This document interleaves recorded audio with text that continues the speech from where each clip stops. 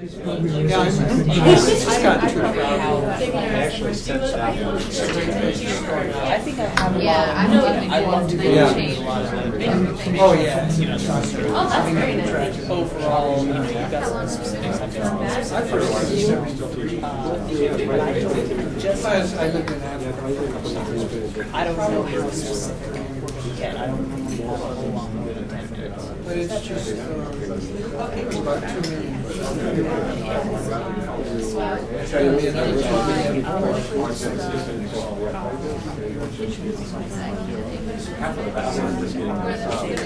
And it used to be a lot easier to drive there.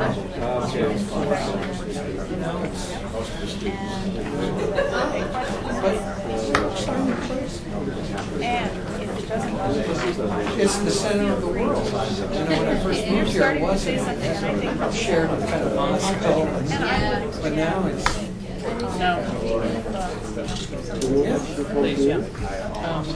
think there's a So I know, I just air accidentally outside of generally the newspapers to pretend that we're still, I don't do a lot of multipolar when it comes to that. But you're right. Are there any, is there anything really considered Everything comes here. sensitive that you think I wouldn't know? I mean, Bush went to India, but India's globalization. I mean, I don't. I'm nervous about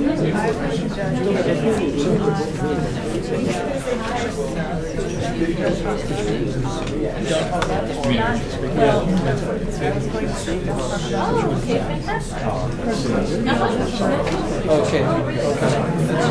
Okay. They don't have bios. No, I don't think they do. Oh yeah, here, but they have. Hey, Don. So, if they say something like, can you tell us what is all the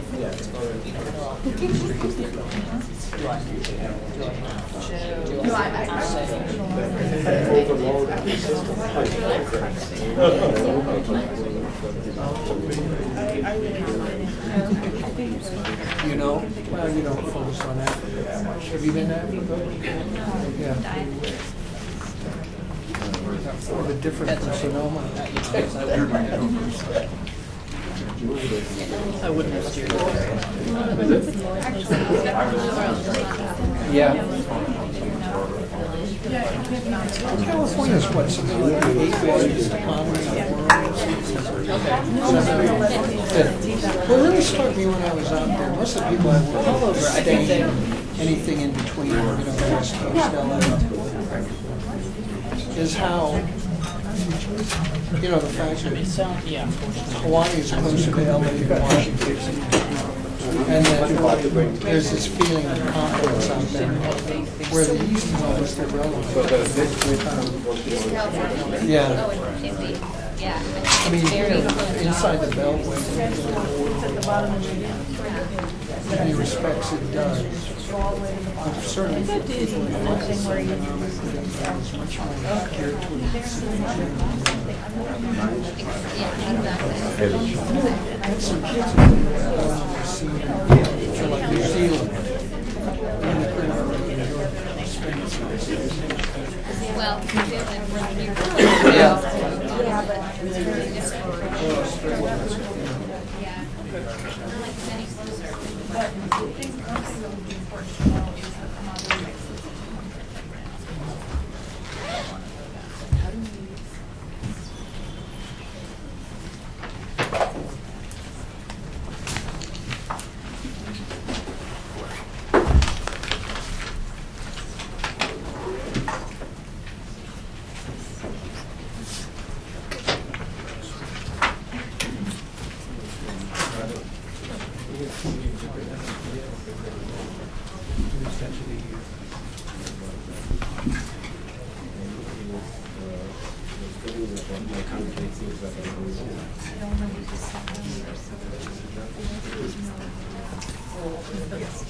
How are you? Good to see you.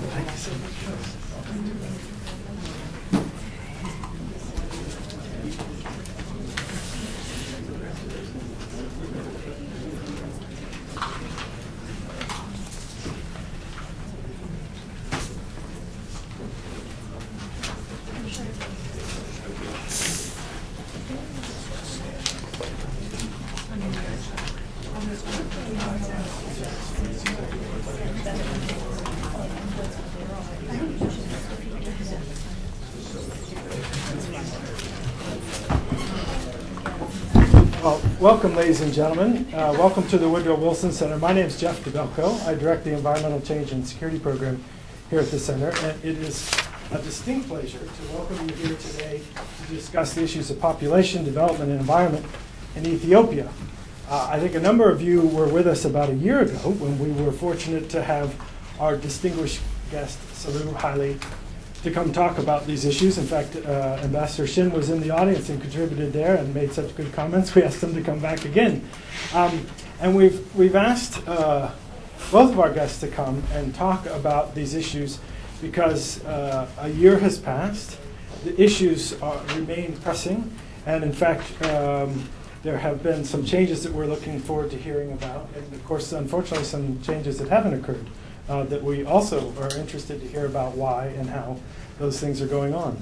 We're also very lucky to have Larry Smith here, who is the new president of the Population Institute, to present an award for this piece to Sahlu, an award that in the meantime is won for an article that we're proud to say was published in the Environmental Change and Security Program report last year.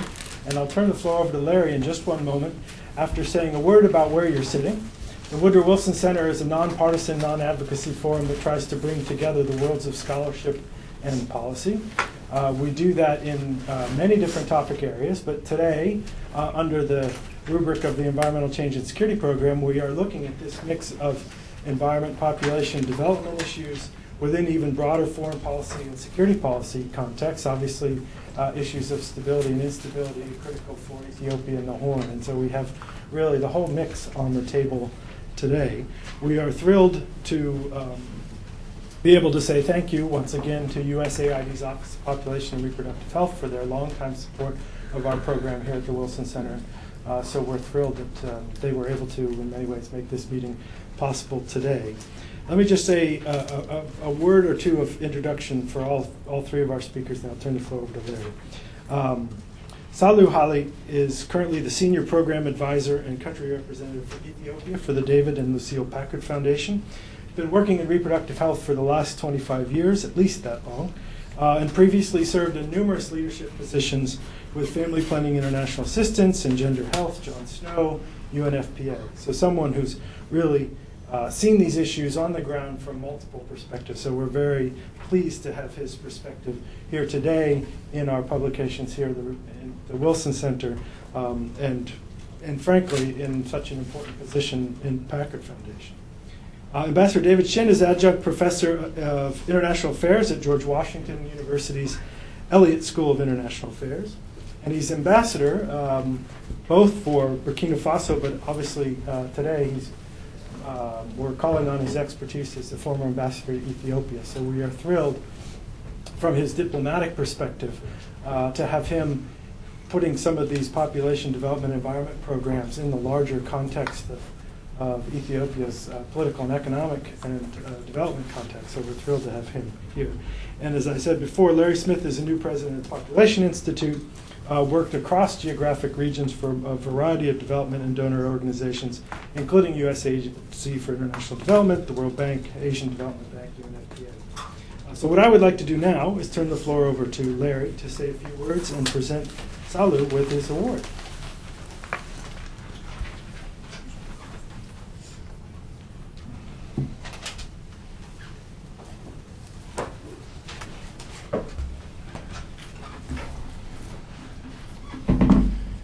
Thank you for the introduction, and my colleagues at the table, and distinguished recipient of the Population Institute Award for our distinguished media and written journalists award. We give these global media awards every year. We select from a large number of submissions, documents that represent population related themes in printed journalism, newspaper, television shows, radio programs, and one particular paper and category is environment. And we had an award that we presented to 15 recipients in Mexico City in December of 2005. And unfortunately, due to conflicts the recipient of this award was not able to attend. So Woodrow Wilson did send a staff member who accepted it as a surrogate. She was actually that day an acting Ethiopian. But, we appreciate having Megan Parker with us. And in the meantime, we have wondered if we were going to see you and meet you. And we're glad to have you back. But let me give you a little bit about the nature of the award. It was based on the 2004 project report dealing with the environmental change and security project. And there was one particular article which attracted our attention, was entitled Population Development and Environment in Ethiopia. And it appears in this document. You see it on the front.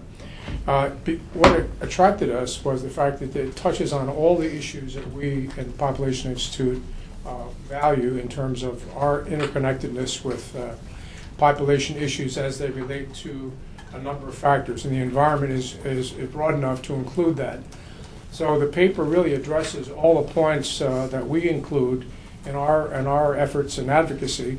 And I think for that reason, we certainly recognize it as a major contribution because he synthesizes it and brings together that in Ethiopia, the issues that plague much of Africa and much of the developing world.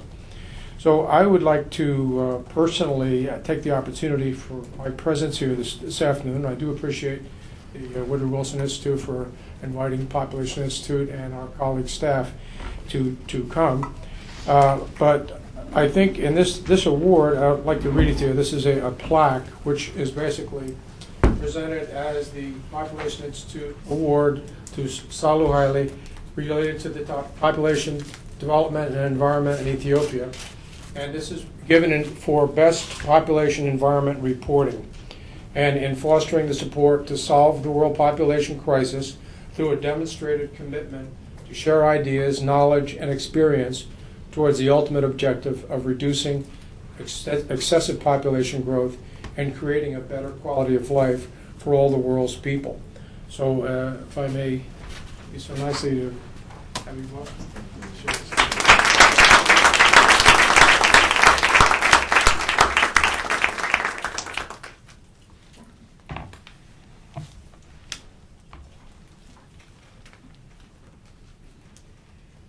Thank you very much, and good afternoon, ladies and gentlemen.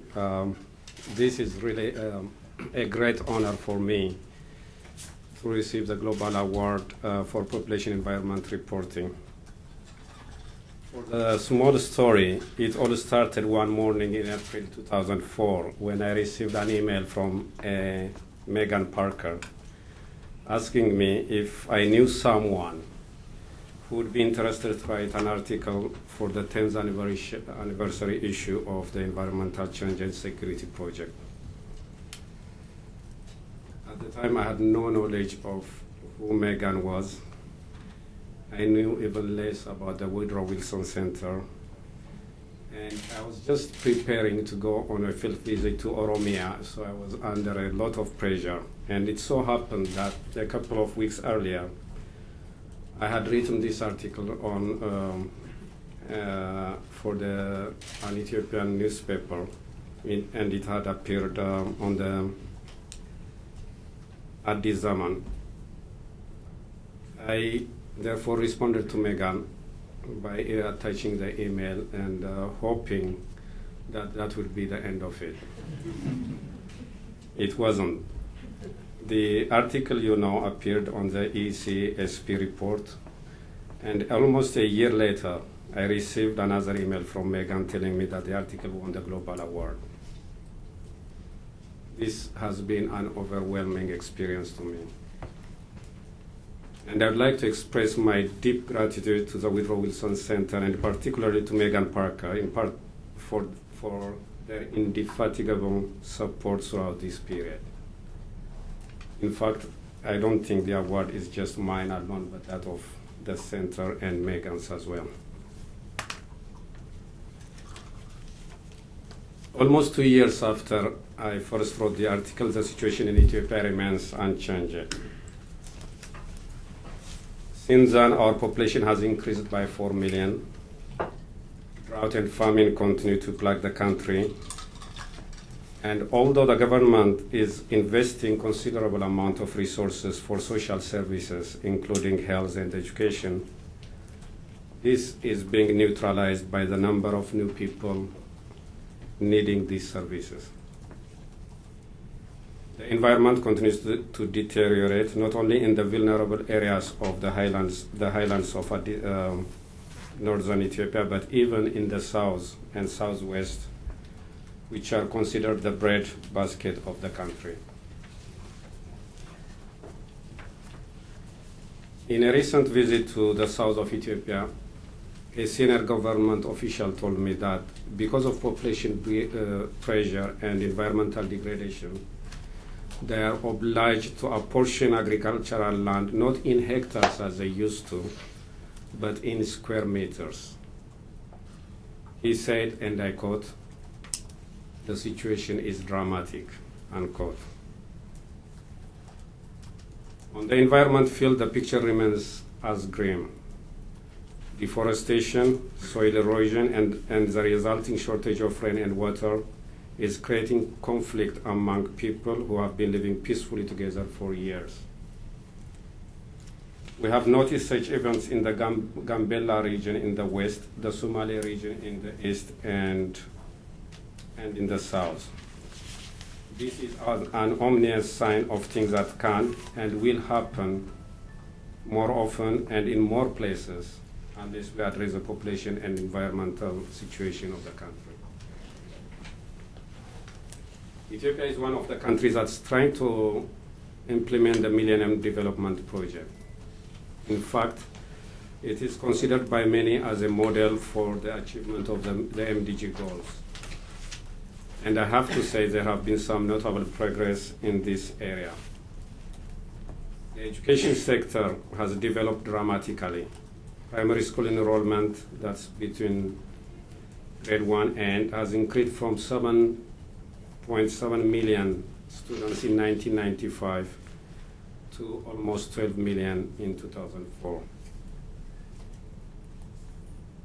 Today, gross enrollment rate at primary level is almost 80%. This number falls to less than 27% for secondary enrollment, and girls' enrollment at secondary level remains under 20%. There have been significant progress in the health sector as well. The 2005 Ethiopia Demographic and Health Survey that just came out recently shows that infant mortality has been reduced by 25% in the last 5 years alone. This is a result never achieved in sub-Saharan Africa in such a short period of time. And contraceptive prevalence rate increased from 6% in 2000 to 15% in 2005. This is a 250% increase in the use of family planning, and it is indeed an important achievement. A lot remains to be done, however, especially in light of the fact that almost 78% of married women in Ethiopia would like either to space or end their childbearing, but have no access to child spacing services. Two important policy papers were produced in the last 12 months that describe the government's strategy to reduce poverty in Ethiopia by 2015. The first one is the MDG Needs Assessment Report, and the other one is the second phase of the National Poverty Reduction Strategy, known as PASTEP. Interestingly, both documents acknowledge that the detrimental role of uncontrolled population growth in the country's attempt to overcome poverty. Let me quote a couple of paragraphs from the poverty reduction strategy. And on page 1 of the document it says, and I quote, "A crucial mechanism which has perpetuated poverty in Ethiopia is the interaction of poverty and population pressures with a productive resource base. Unprecedented population pressures have resulted in in decreasing plot size.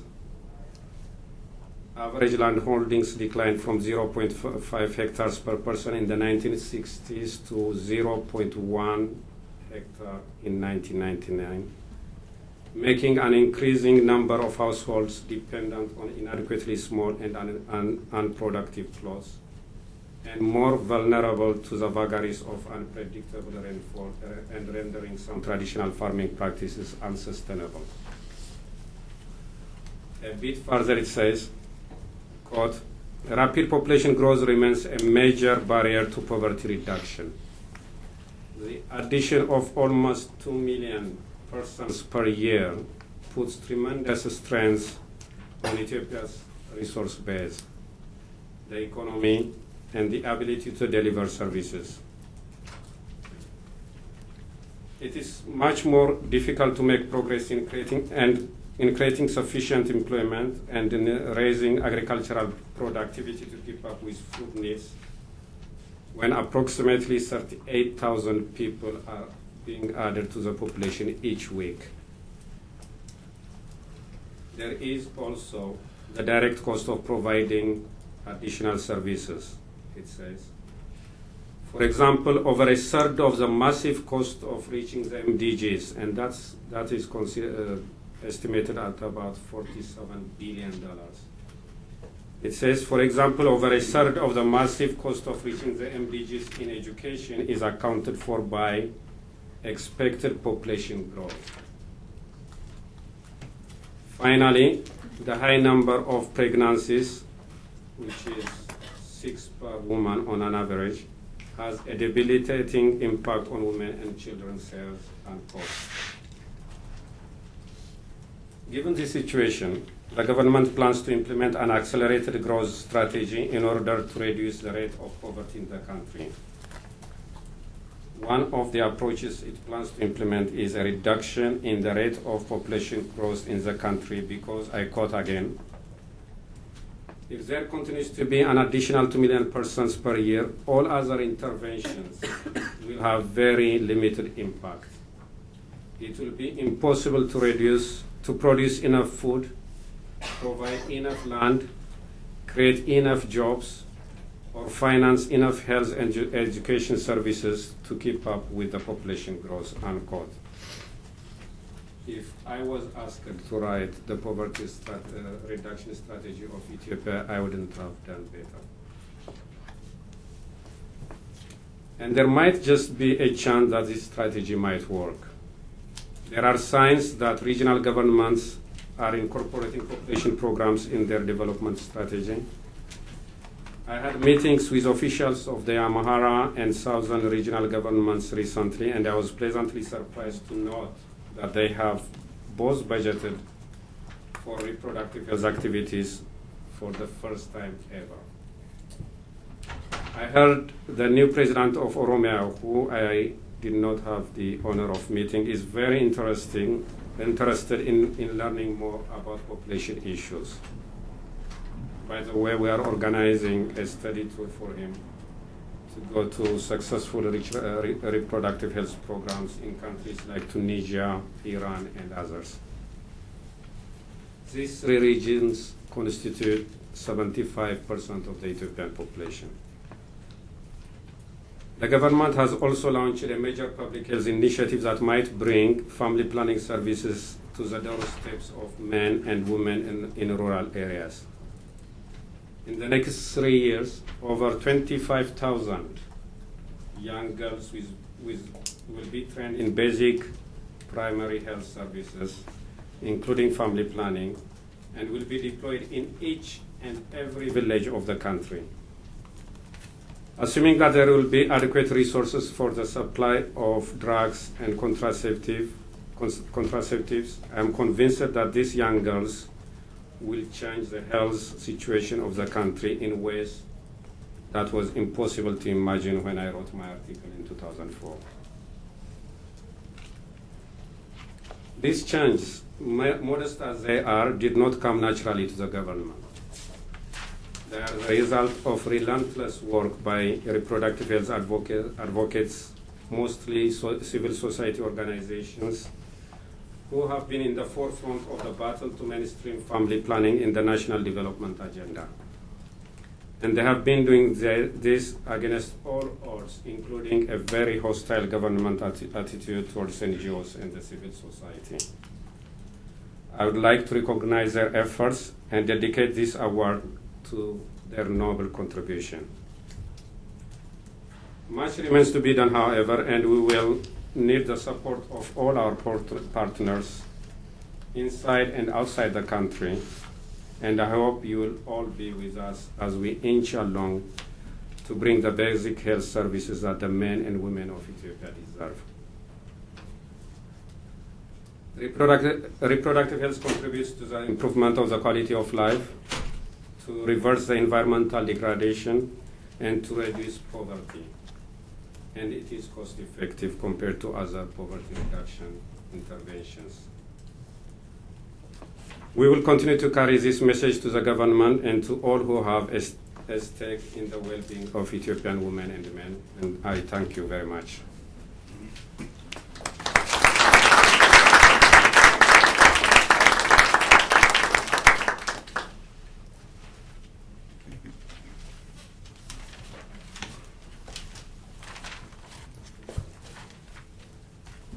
Let me try to put this problem of population in a somewhat broader context, and I'm going to throw a few figures out in order to set the scene. The most recent statistic that I've seen on Ethiopia's current population, and this is debatable by a couple of million anyway, is 77 million. Now, what does that mean? Well, it means that Ethiopia has, in the last couple of years, surpassed Egypt in population, making Ethiopia the second most populous country on the African continent after Nigeria. What does it mean for poverty, for growth, for the ability to move forward in the country? Well, each year the United Nations does what it calls a Human Development Index. And they look at a basket of factors and then come up with a single index for countries around the world. The kinds of things that are included in this basket to determine the index are life expectancy at birth, the adult literacy rate, combined gross enrollment ratio for primary, secondary, and tertiary schools, GDP per capita, etc., etc. Now, in 2005, when the last report came out, they looked at 177 countries around the world, number one being the best or having the least problems, and number 177 being the worst or having the lowest ranking on the index. Ethiopia was number 170 out of 177, the other 7 all being in sub-Saharan Africa. So although Ethiopia does not score worst on this index, it's pretty near the bottom of the barrel, which is indicative of the kinds of problems that it faces in terms of simply improving everyday life for Ethiopians. One of the statistics that I encountered when I was last visiting Ethiopia in December of last year, and which is also, I noticed, included in Sahlu's report that came out almost 2 years ago, is that each year Ethiopia adds approximately 2 million Ethiopians to the population. Each year, 2 million additional mouths have to be fed, and with all of the consequent needs that come in the succeeding years for health care, education, etc. This is an enormous cost to any government or to any society to have to take care of that many new people. To put that in perspective, of the 53 countries on the African continent, 13 of them have a total population that is less than 2 million. So Ethiopia is adding more population each year than is the total population in 13 individual African nations. Now, admittedly, a number of these nations are small island nations and are well under 2 million. But it should give you some idea of the magnitude of the problem. So on the one hand, you have a human development index of 170 out of 177, and on the other hand, you're adding 2 million people each year to be cared for. You're on a collision course. In fact, this might be a good occasion to quote one of the members in the audience with whom I had breakfast this morning and may be known to some of you, Don Levine, who is the author of, among other books, Wax and Gold, and is probably the most preeminent scholar on Ethiopia in the United States. Don is currently at the University of Chicago. But as we were talking, Don and Ruth, why don't you just raise your hand so people know where you are. Don was commenting this morning at breakfast that in his view, the greatest development problem facing Ethiopia is the population issue. And I certainly would not dispute that with him. Another way to look at the population issue as it impacts Ethiopia today is on the whole question of food production and simply feeding people. If you're at more or less 77 million, you're adding 2 million more per year. That means you have to have a significant increase in the amount of cereals or food crops that you're growing just to feed the new additions. Now, fortunately, Ethiopia has made some progress by having more productive food crop agriculture, which has made up a lot of the difference. But the fact remains that today Ethiopia has, in a good rain year, not a bad year, but a good rain year, a structural food deficit of somewhere between 4 and 6 million people. That's a good rain year. Now you have a bad rain year, which has been the case 15 years since during the period 1980 to 2004. 15 of those years have been bad rain years. Your food deficits are going to go beyond the 4 to 6 million person figure. That's a huge deficit to meet, and the only way it's been met in the past, in recent years, it's been met by food aid from countries, particularly the United States, but also other donor countries. In some years, like the mid-1980s, it was met because a lot of people died, in addition to having food aid come in.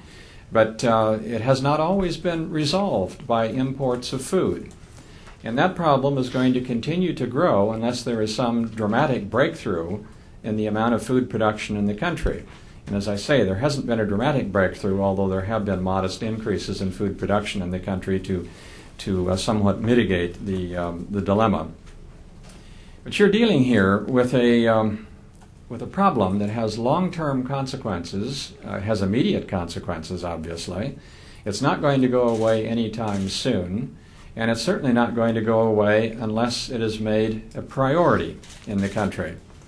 And I think at this point in time, it's fair to say that it has simply not become a priority. I think the government of Ethiopia has every good intention. I think they're well-intentioned on wanting to deal with the population problem, but it simply hasn't risen to the point that certain other problems have arisen.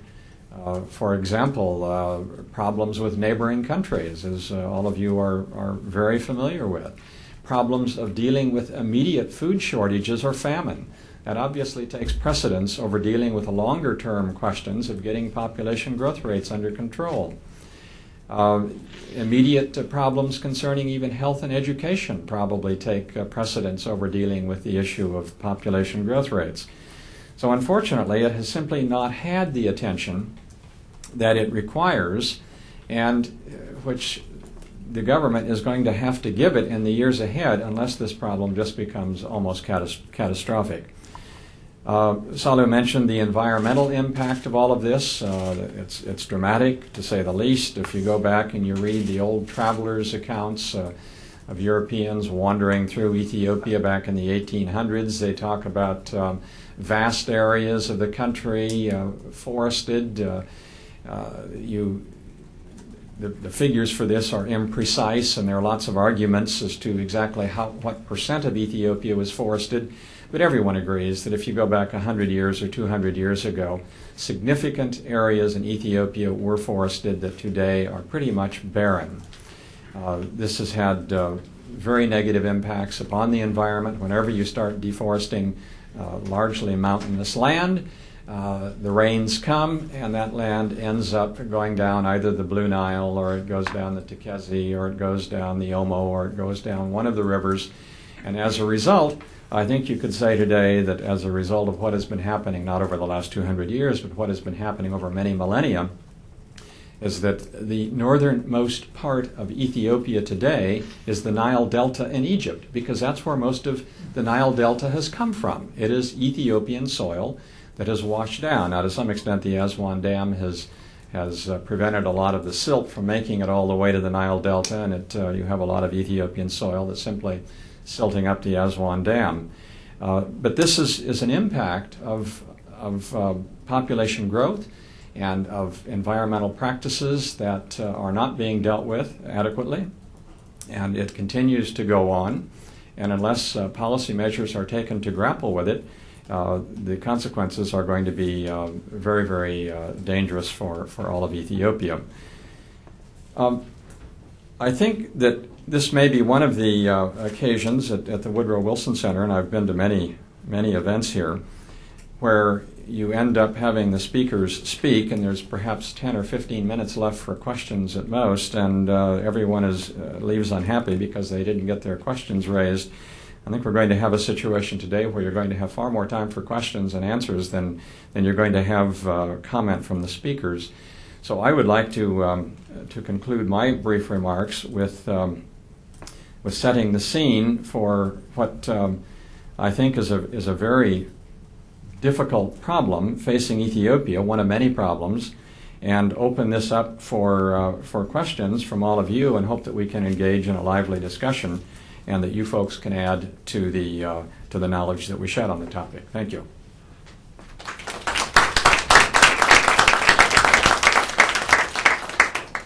Well, thank you both very much for getting us started, as you say, on these topics. Obviously complex, obviously very challenging, and I certainly have some questions I'd like to follow up, and I know and see a number of people in the audience that will have good questions as well. Perhaps we'll start with Duff Gillespie, and I'll say a word about Duff, actually.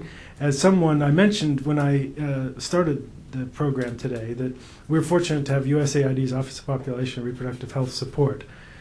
We've had that for 10 years, and that really started with Duff Gillespie seeing that it was important to not just operate within a single sector, but that single sectors needed to work across them and understand and learn from them, and that those of us who may come at these from an environment development perspective would have something to learn from the POP perspective. So it was really Duff's vision that allowed us and has allowed us and continue to allow us to work across these issues. So Duff, it's terrific that you're here today, and I want you to go ahead and have a question. Thank you, and thanks to Sahlu and Ambassador Sheen for a nice overview of the problem. And I must say, I think this is the first presentation on Ethiopia that I can remember where HIV/AIDS was not mentioned. And so one of the questions I have is what challenges does HIV/AIDS pose for Ethiopia? And not so much the epidemic itself, which I think probably everybody in the room knows is growing in seriousness, but how it might impact on the ability of the government and civil societies to deal with some of the problems that you outlined. With the large amount of resources that are coming in from external sources to combat HIV/AIDS, and rightly so. Also, some of the things that were left out was the role of religion in possibly impeding work in this area, the same with different ethnic groups. And perhaps most importantly, the health infrastructure and the chronic problem that Ethiopia has had in maintaining logistical systems. Stockouts have been a problem as far as long as anybody can remember. And also, I'm a little bit less optimistic, Sahlu, than you are with the 25,000 young women who are being trained to work in villages. having looked at their statement of work, their work plan, as I recall, there was something like 14 discrete activities that they were being charged to fulfill in the villages, everything from sanitary systems to immunization. And I think that many countries have suffered the problem of having that worker at the end point being the receiver of many, many different demands because they are the worker at the end point. And what your views are to not overburden them, overwhelm them with the demands. Great. Well, that's certainly a full agenda. Sahlu, or Ambassador, would you like to take that up? Thanks, Duff. I do not want to repeat my article. If you've seen it, I talk a little bit about HIV/AIDS in my original article, and the situation hasn't changed that much. So I figured I would just give you an update of the situation in the country. Ethiopia has a serious HIV/AIDS issues. I think it is a priority for every public health person to work in the HIV/AIDS area. For the last 10 years, we've been fighting, we've been advocating for resources to deal with HIV/AIDS. Now we are inundated with it. Ethiopia is probably one of the largest, if not the largest, recipient of HIV/AIDS in the world. And I'm starting to doubt if our health system can support such a huge amount of money coming into the country. Just for the sake of comparison, for this year, 2005-2006, the HIV budget in Ethiopia is higher than the entire budget for health services in the country. I mean, this is just overwhelming, and I'm scared because we might be setting us up for failure because simply we cannot absorb such huge amount of resources. What this program does, and I'm glad, I'm not complaining that the money is coming. It's just that I'm not sure that we've made the necessary preparation to receive and manage such amount of resources. So, as you can imagine, what this does to the health sector is instead of absorbing the resources, it is absorbing the human and technical resources of the country. You know, people just are leaving their places of work wherever they are and joining the HIV/AIDS program.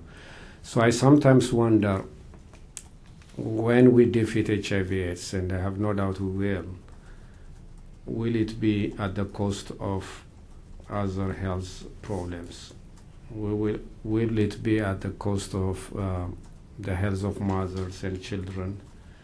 Will it be at the cost of the malaria eradication program, etc.?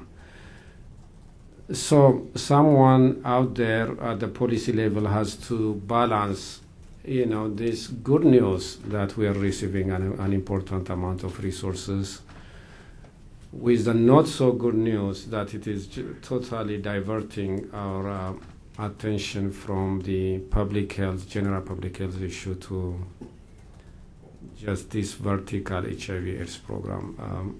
We've been advocating, as you know, Duff, and you're involved in this, for an integration or creating linkage, at least, between HIV/AIDS and reproductive health, unsuccessfully, not because the government doesn't want it. In fact, the government has a policy paper which encourages integration of HIV/AIDS with reproductive health, but because the donor community, and I'm sure you know which ones, do not want to corrupt so to speak, HIV/AIDS with other reproductive health issues. So that's the situation. As I was saying in my presentation when I was here the last time, I forget when, it was about a year and a half ago. Religion Ethiopia is a very religious country. We are almost evenly divided between the Eastern Orthodox Church and Muslims. And we are very proud of our religious history. But religion has never been a social issue. In other words, I don't recall until very recently a religious leader of any kind in commenting or actively being involved in social issues, including reproductive health. In the last 4 or 5 years, that is changing. First of all, religious groups are getting more and more resources to get involved in health programs.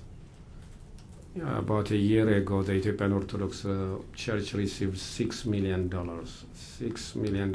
And we're funding the Ethiopian Orthodox Church for health education, and we're giving them $250,000 a year. They got $6 million to promote abstinence and no condom only program.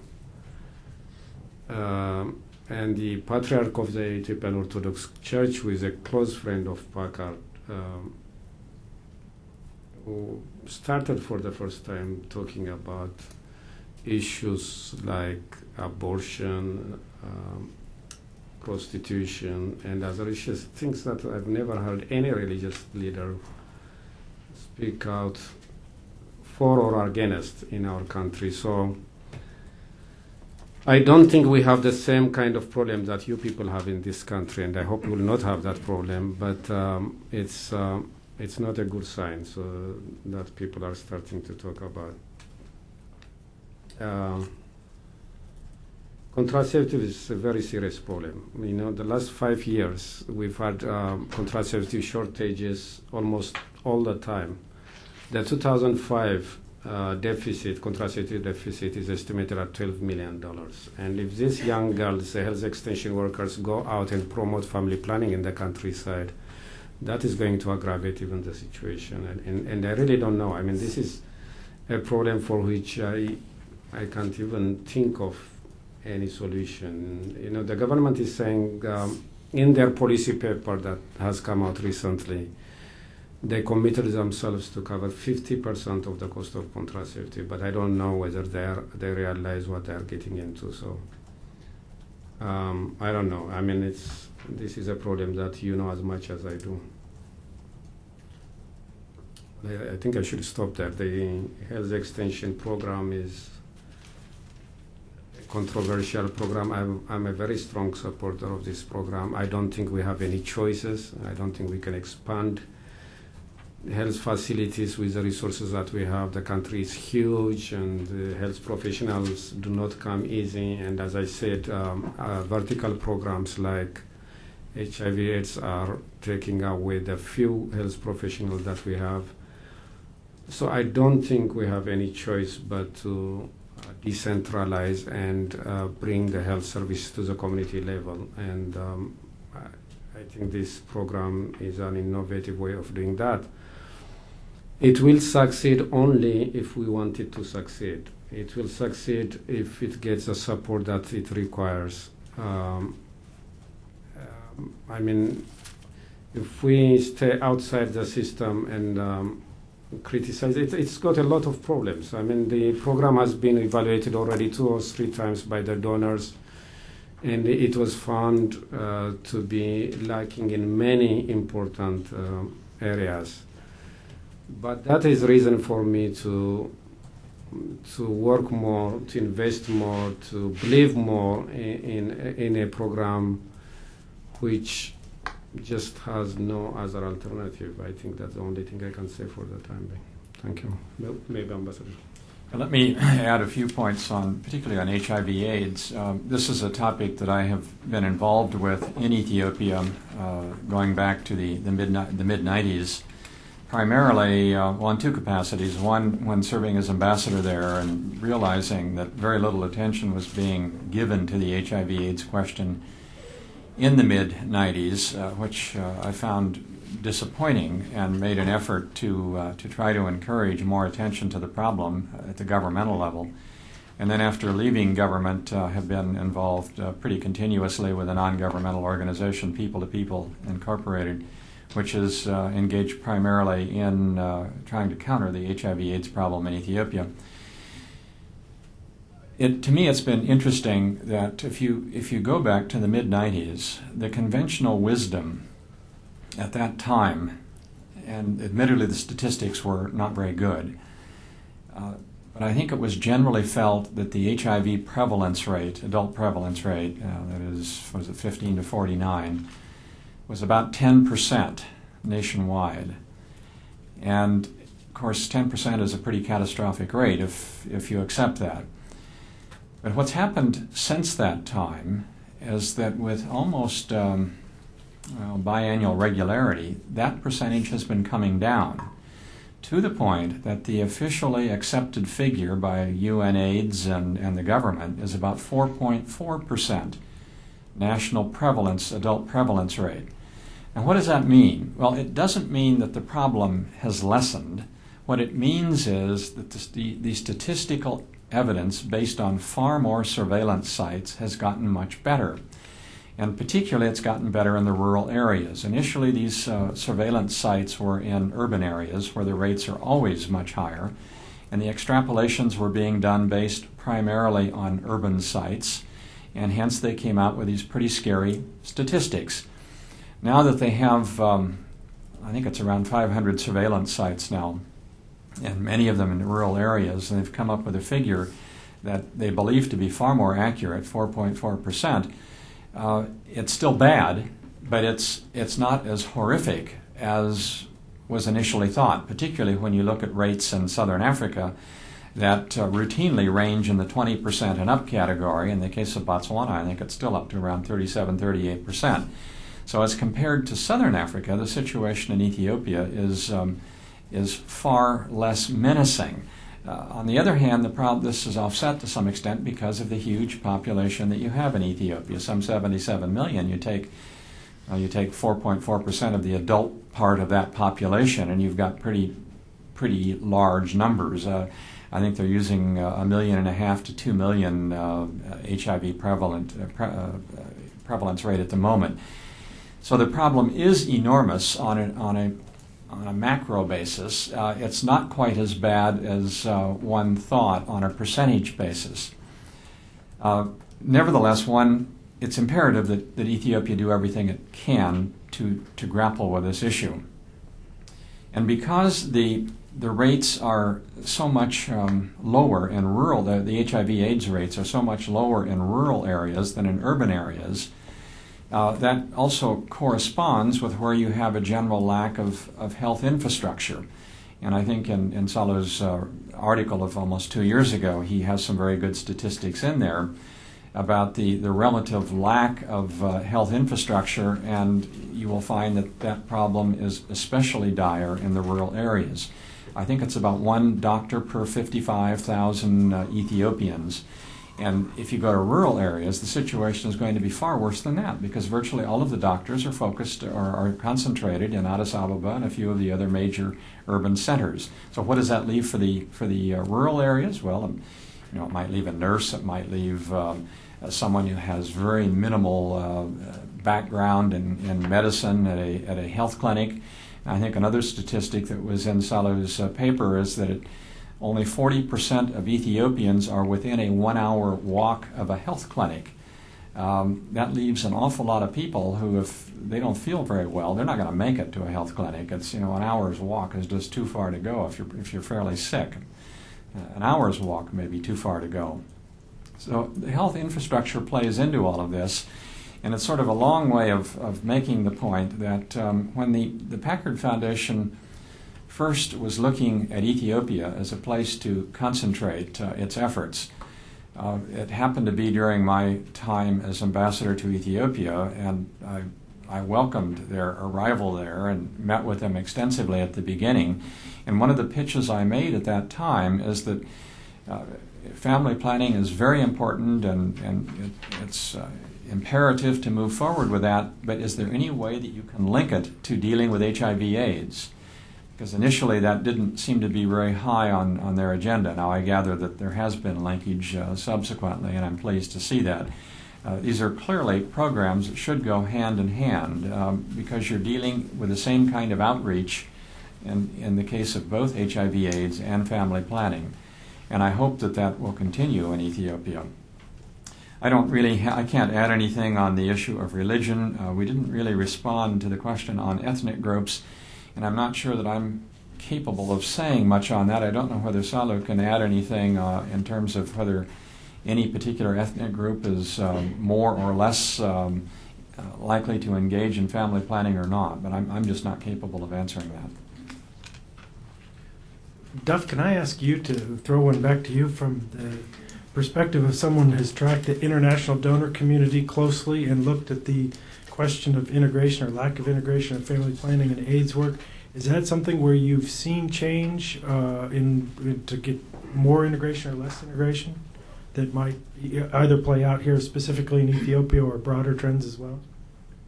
Well, the one trend talk about turning the tables. I didn't expect to be asked questions here. The one thing that's very strong, just about every norm-setting organization, such as UNH, WHO, all the major donors except one, is a call for integration. And as Sahlu mentioned, Ethiopia is one such country that has a very strong policy. And in fact is attempting to do it. The problem is how to do it, and resistance, not always unreasonable resistance amongst those providers of services whose primary objective, and the reason they're getting paid for, is to do something about the transmission rates of HIV. And care and treatment, the growing emphasis on care and treatment, which from a programmatic point of view we have to recognize is not always compatible with family planning because of the different clientele populations and the different needs. The project that Sahlu alluded to is one that Hopkins is just getting underway in Ethiopia to examine the introduction of reproductive health services into VCT facilities in Ethiopia. So the policies there, the programs aren't, basically. And just to put it even more blunt than has been alluded to, since the U.S. is by far the largest donor, and you have to sort of search far and wide to see some organization that's not receiving funds from USAID and other donors. The position of USAID and CDC and Department of State impede the integration process since it's not part of their strategy. So that's probably, if you had to point to one thing that's holding it back, it's probably the policy of the United States government. Okay, great, thank you. That's very helpful in terms of context. Yes, in the back, please. Thank you. Hi, this is a question for Mr. Sahlu. I'm from Voice of America. My name is Kay Maddox. I wonder if you could comment on how much the recent political strife since the parliamentary elections last year is affecting any of the programs which you say are in place now and the awareness of the government in terms of dealing with overpopulation and family planning. Is it holding back? Is the government being held back and distracted by these political tensions?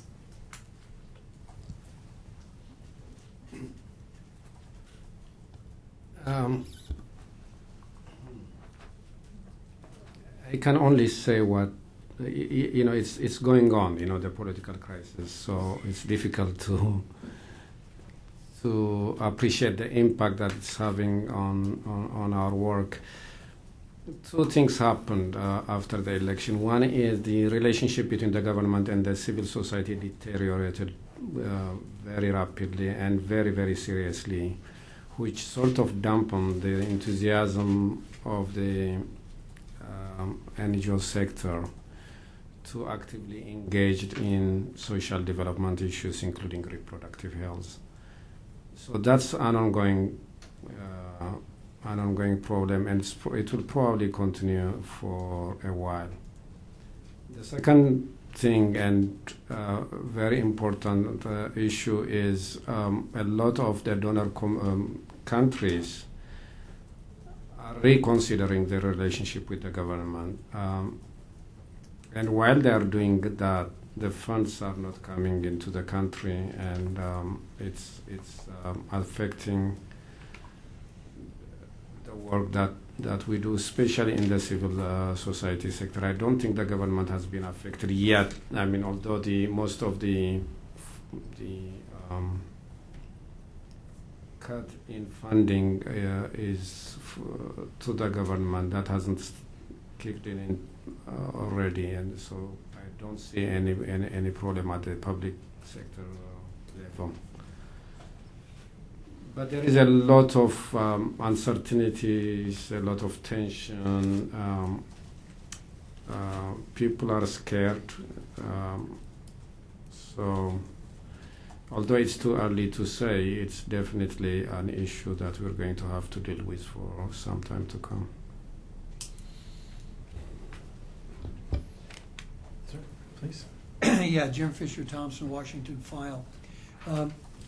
You alluded earlier to, you suspected the ability of Ethiopia to absorb these HIV funds that are coming from abroad. And what I'd like to ask you is, where does corruption, the issue of corruption, factor in with this, this aid dynamic? Where does, you mentioned, or Ambassador Shin mentioned, where Ethiopia stood on the index, the UN index.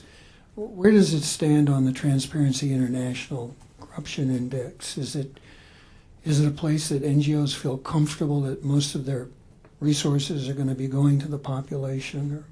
Or all three of you comment on that, or all the experts? I can't give you the precise standing. I knew it a couple of weeks ago, but it's one of those numbers that rattles around in your brain, and I'm reluctant to repeat it for fear I'll give you the wrong one, but it's approximately two-thirds down the Transparency International list in terms of countries that have problems with corruption, which means it's not very good, but it's not near the bottom either.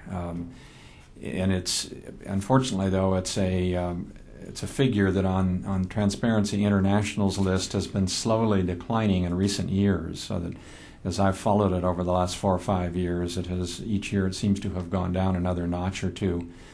So it is a bit of a problem. On the positive side, the government knows it's a problem, and it seems to be trying to take some steps to deal with it, but apparently not with an enormous amount of success so far. Whether it's had any impact whatsoever on family planning programs, I'm not able to deal with that.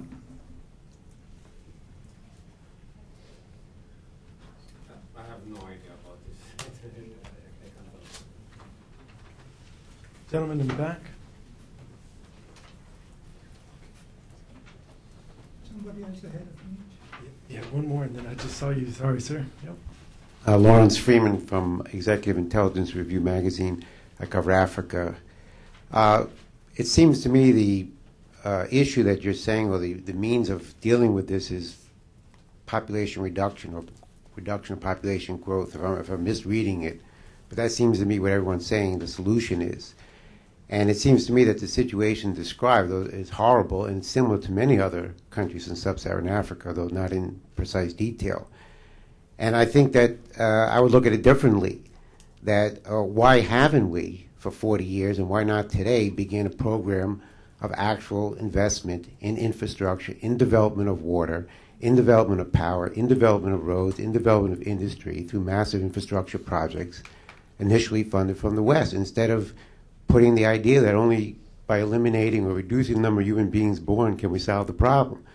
The problem Ethiopia has is the problem most of sub-Saharan Africa is a lack of economic development over many decades. And I think the institutions of the West would be better off changing those policies than simply focusing on the question of what you call family planning. Now, if you don't see, I think this is a valid and more humane alternative of massive economic development, infrastructure development, and that way you could grow the economy and people could be used productively, instead of the only solution to hundreds of millions of people in sub-Saharan Africa is how do we reduce more people from being born? And I'd like to know what your thoughts are on that, if that is also your conclusion, which some people say is population control. If not, then I missed the point of what some of the speakers may have said. Okay, some comment about the balance of integrated programs, broadly construed. Well, it's difficult to disagree with you in terms of what the West should have done or should do in investing in infrastructure, education, health, etc. But they are not doing it. So the question is, what do we do? I don't have any problem, as you do in this country, talking about population control. If we don't control our population, we disappear together, and I don't think that's a good solution. Having said that, I don't think addressing the population issue will solve all our developmental issue. And we have a lot. We have problems with food security, with infrastructure, with health, with education, etc. And we have to invest with or without the help of the West in these important areas. But the only way we can succeed is if we can accompany it with a strong family planning and reproductive health program. And after 40 years of work trying to convince the successive governments about the importance of population issue in the development agenda, the government is just now realizing that they cannot, in fact, achieve their developmental goals unless they address the population issue. So yes, I agree. The West has to invest resources. The developed countries need to help us in many ways. We also have to address the basic problems that we face, one of which is population growth.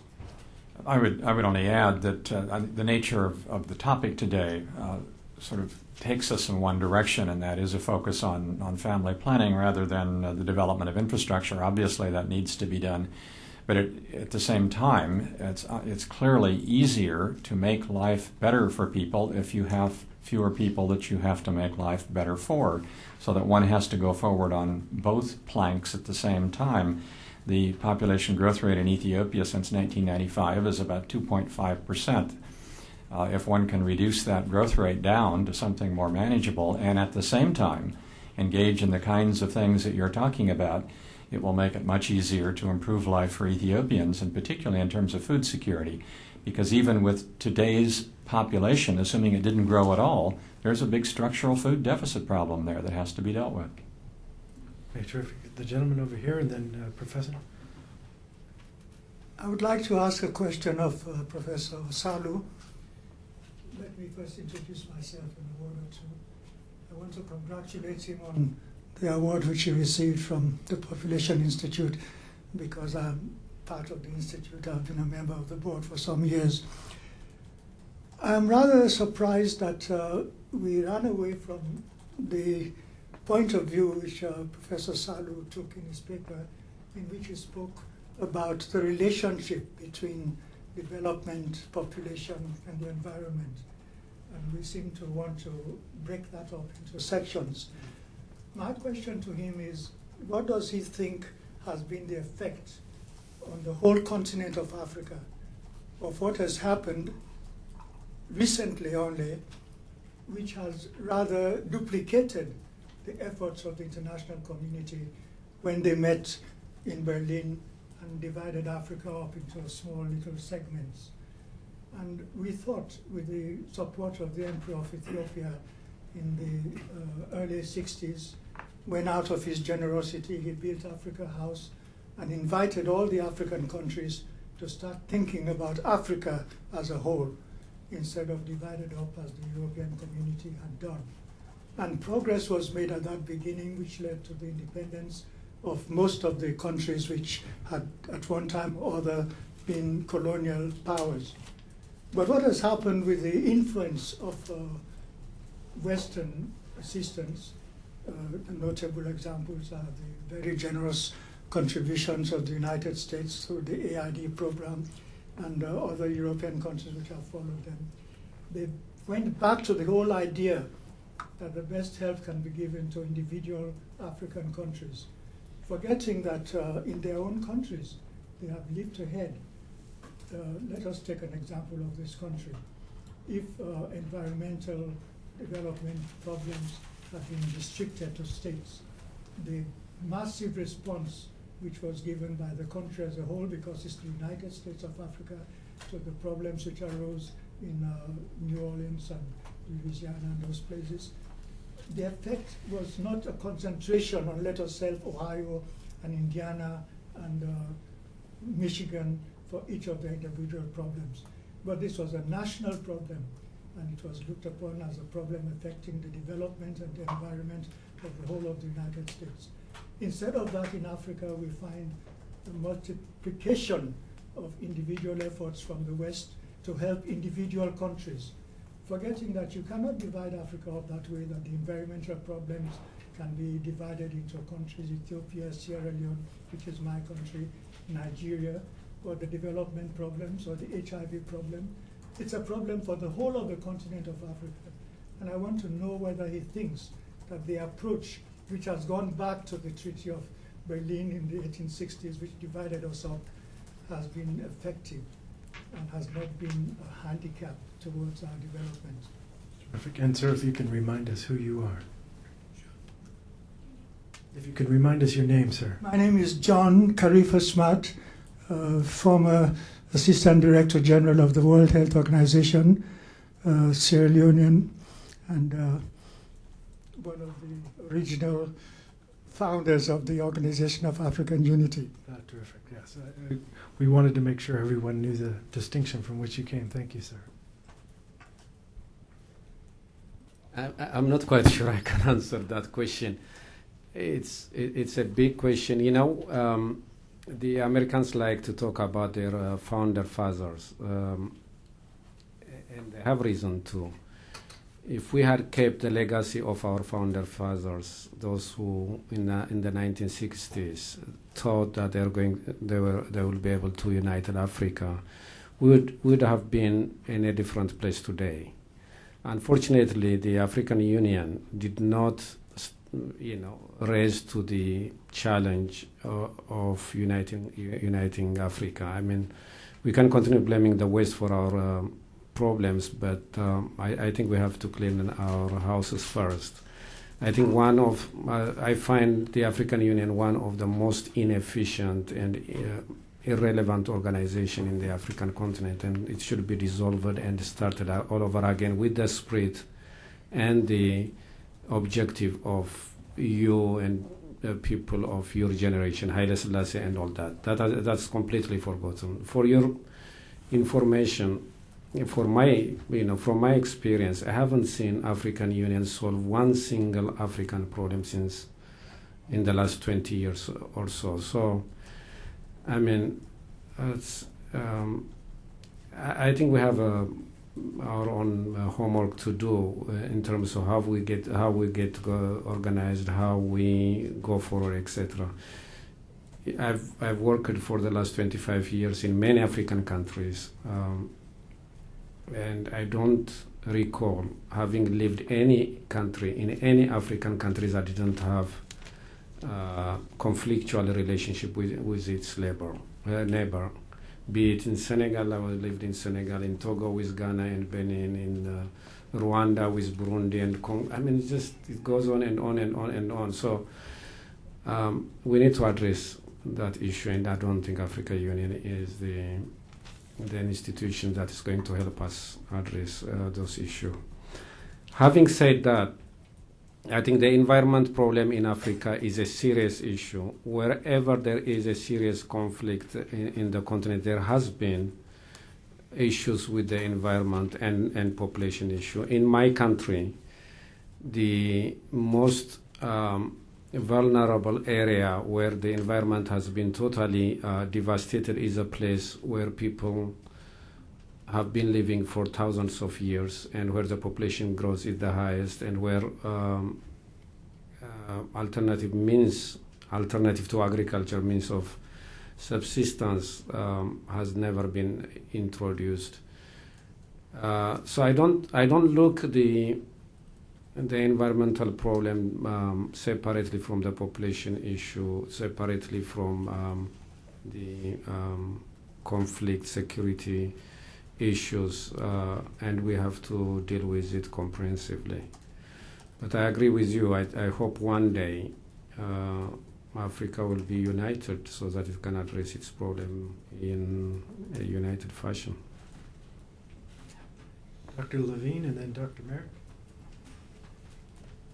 Thank you. This is risky. I have laryngitis. It's not going to work. Unless, can you hear me? Yeah. Yes. Just a few observations. I'm celebrating 50 years of involvement with Ethiopia. And when I was there 50 years ago, population was 30 million people.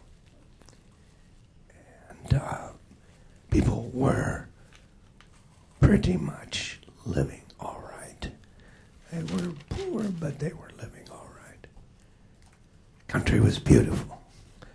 A friend of mine who's in his upper 50s says he came from Awassa, used to drive, and the whole area was covered with trees and beautiful, and now it's desolate. You'd think after all that time with almost nonstop civil wars, epidemics, more recently HIV/AIDS, famines, that there would be a problem in the population number. But as you've heard, it's climbing, and I believe catastrophically. I was in Addis Ababa a month ago, and I spoke with various government officials. And I think although the political crisis is slowing things down, it's also creating some openings. Several top government officials said to me, we realize we've been too isolated. We have to be more open to other ideas. We have to listen to people. And I said to the Prime Minister, reviewing a number of issues, what about family planning? And he said, I agree, it's extremely serious. But unlike some of the other areas we talked about, education and infrastructure, he says we've not been able to make any progress in the last 10 years or so, which indicated to me somewhat of a change of intention on the part of the regime. Second, NGOs. Throughout the 90s, government was extremely hostile to NGOs. But due to the famine a few years ago, they were desperate for help, and it was the NGOs who mediated that assistance. And now the NGOs are there to stay, I believe. So despite this recent downturn, everywhere I went, NGOs were very active.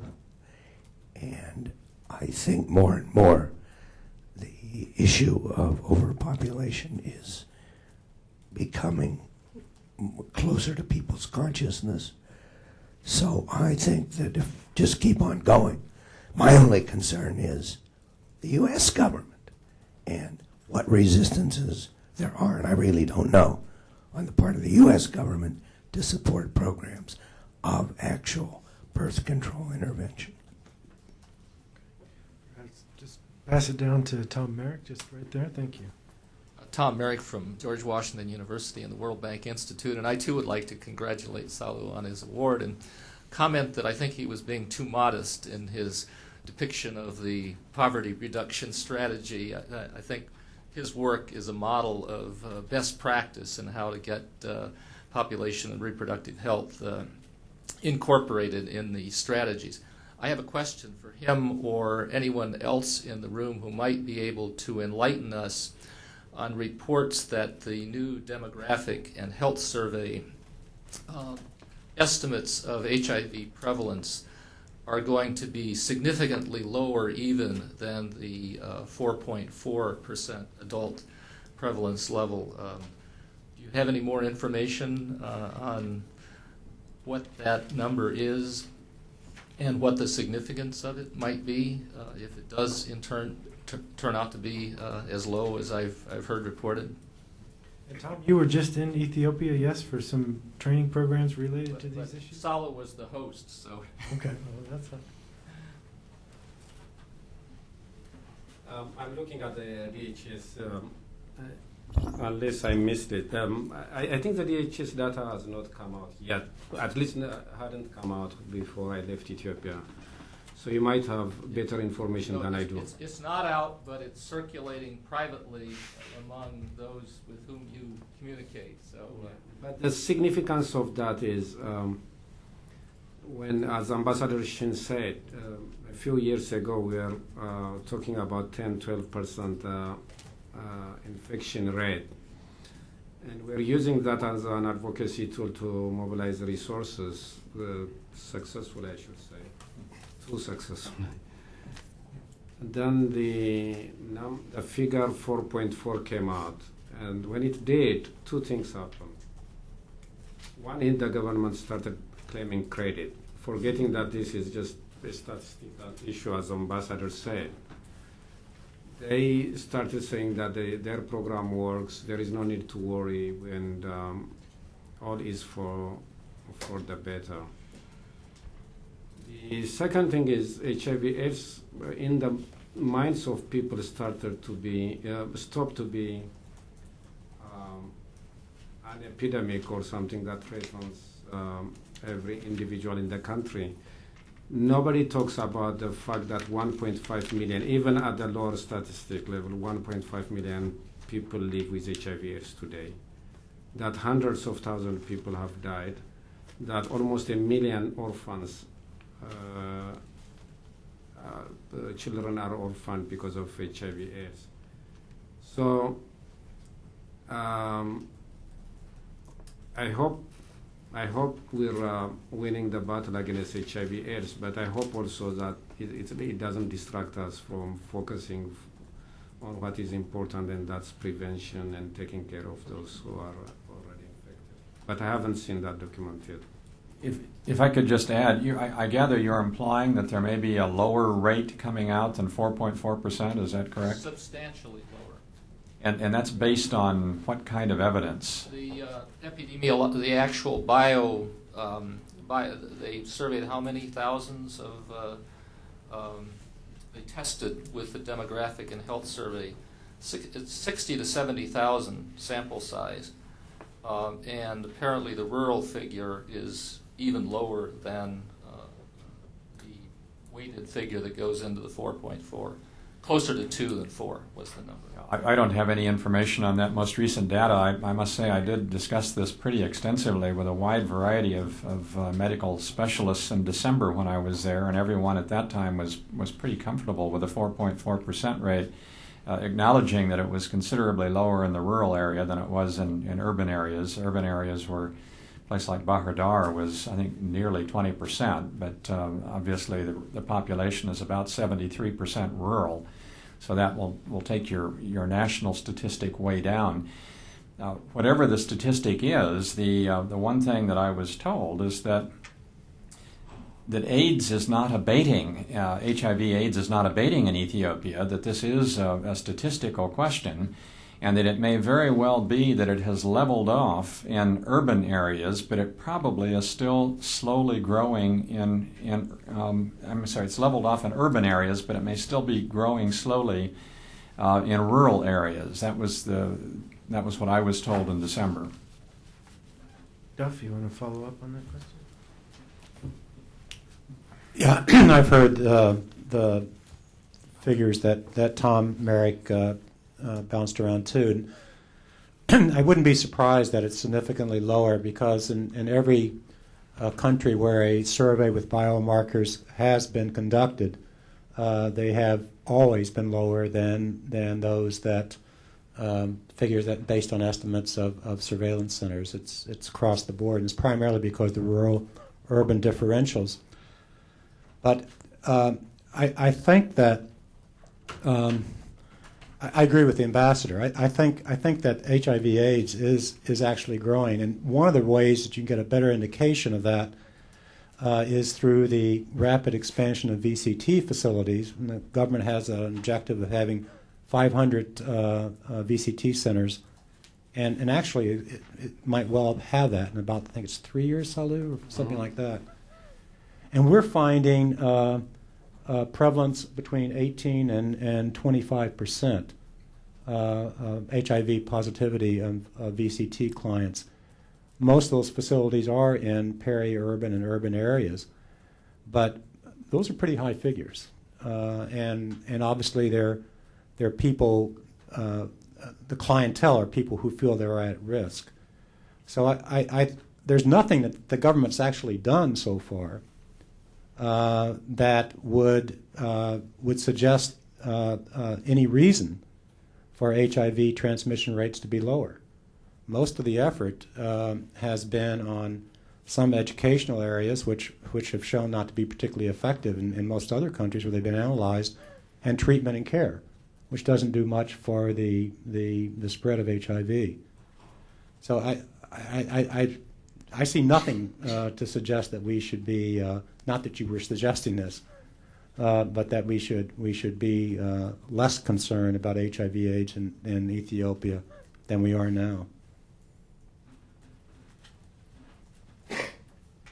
Well, we've come to, I think, a good point to call it to a conclusion, but in some ways to continue the discussion, because we're fortunate to be able to invite you all up just one floor for a reception to immediately follow the session, so we have an opportunity to continue this conversation. I want to thank all three of our panelists, particularly Sahlu. It's always a pleasure to have such fine contributions in our journals. I must say I had some of the same thrill when I got a call, an email from my colleague Megan Parker telling me about your being awarded this distinction for the piece.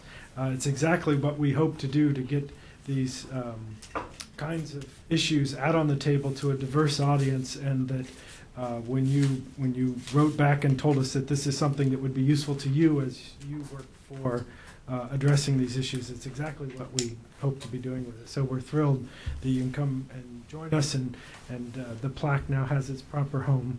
And please do come back again and share updates on the situation in Ethiopia. So thank you very much.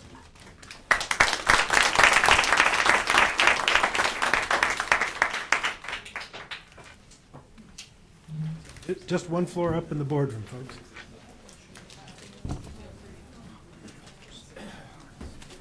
Thank you so much.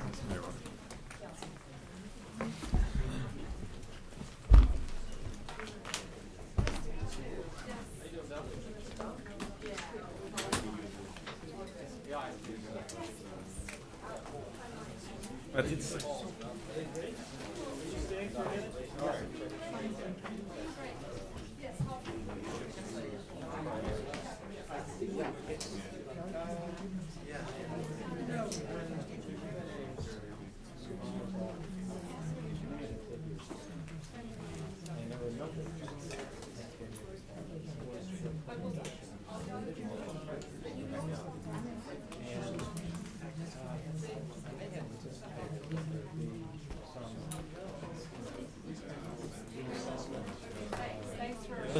I was so disappointed.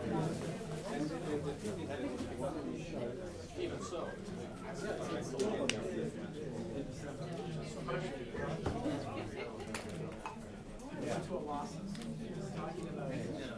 Oh, I love making some Thank you. Yes, sure. This is very good. Yes. Are you coming for event? I will come. You know, I'm staying at Georgetown University. At Georgetown University? Yeah, that's where I'm staying. At the hotel. Okay.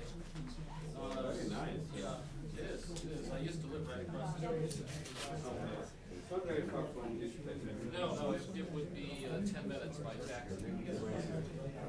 Yeah, yeah.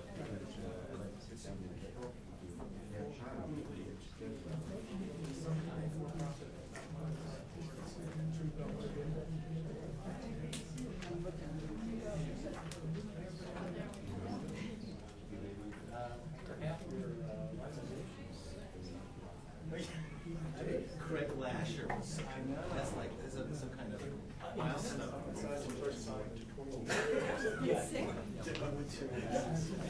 Ventured into art of design. No, that's yeah.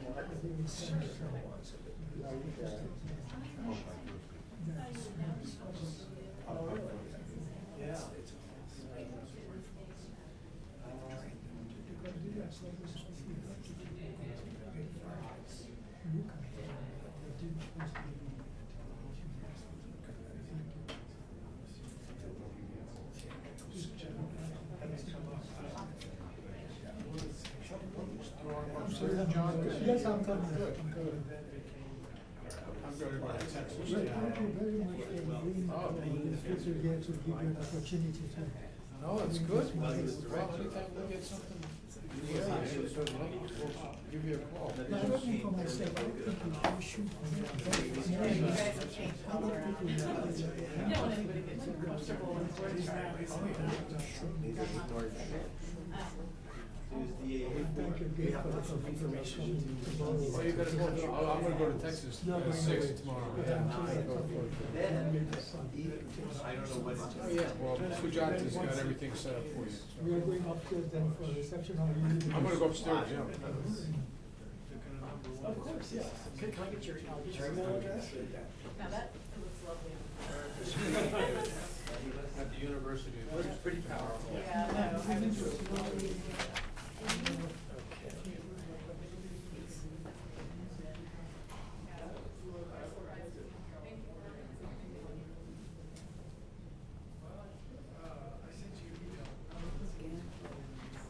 Yeah, that's kind of the.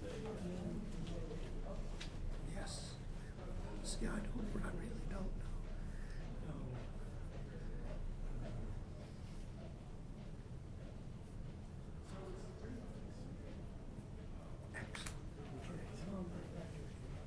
Great. Okay, so it's D-L. D-L. Okay. D-L. Thank you very much. Pleasure to meet you.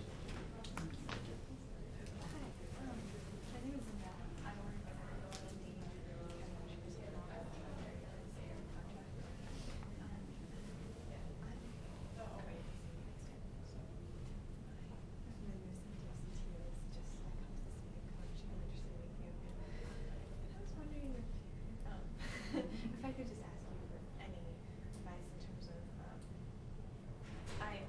well, to give you a little bit of background,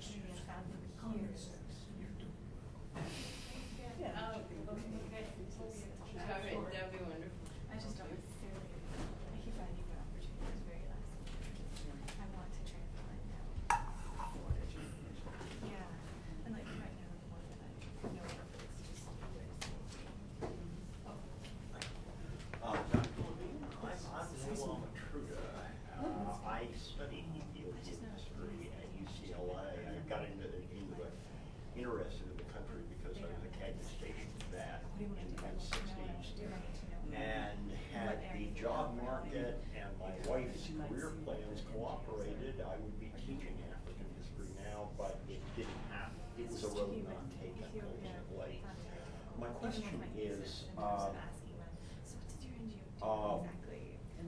Tadessa Tomrot spent a semester at UCLA as a visitor, and I got to know him, and I read part, but not all of his book, Church and State in Ethiopia, but I was certainly very impressed with his scholarship. I mean, he's really the first serious scholar of Ethiopian history who was both an Ethiopian and was trained as a professional historian I exclude the gentleman who wrote on the tree 1273 whose name now escapes her. Yes, Sergei Pavlovsky. And the question is, the last time I heard of Tadessa Tomrot, he was, for a while he was the director of the Institute of Ethiopian Studies at the University of Citing. He is now. When did he leave Ethiopia? Yeah. So he ended up his career at the University of Chicago. Oh. I did. So I listen to this like sometimes as I'm reflecting. I don't know, like certain organizations have certain feelings associated. Yeah, I'd love to. And I might not know that. Maybe that's what I just Did you have a card? It would be a help. If you can just write something. Do you feel comfortable kind of I don't.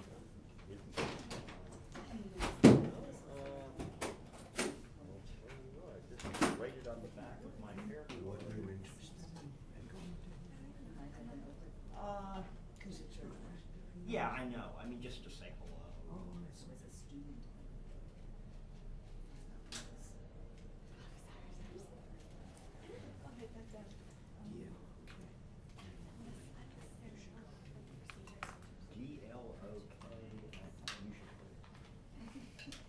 Oh, that's yours.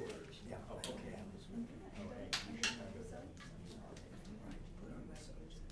Sure, sure. Okay.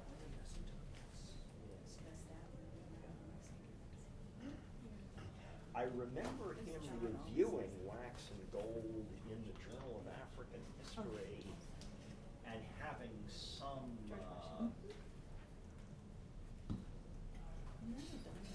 it was a somewhat mixed review. I mean, he liked your book, but if I remember, it was from decades back.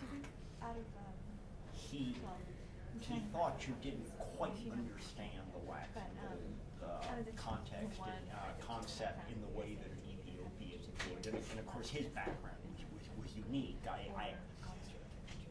mean, he had 5 years of the traditional Ethiopian church curriculum, which no Western scholar can match.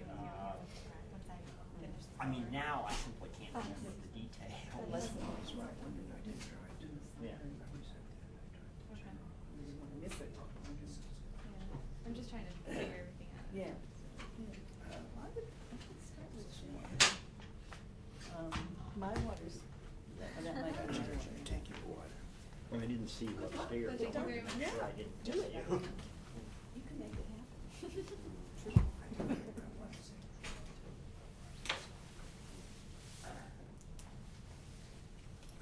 I studied at UCLA with Wolf Lesslau, Thank you. but unfortunately I never really. It's funny as you say, I suggested it. You won't.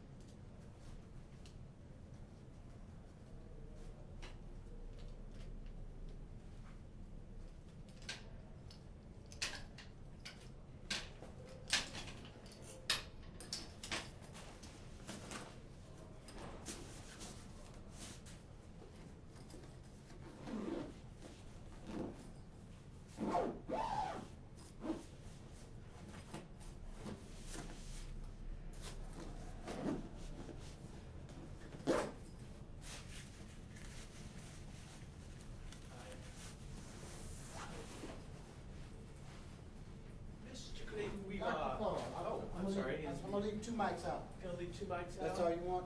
Because I mean, there's nothing in here tomorrow. Let me check. All right, nothing in here tomorrow.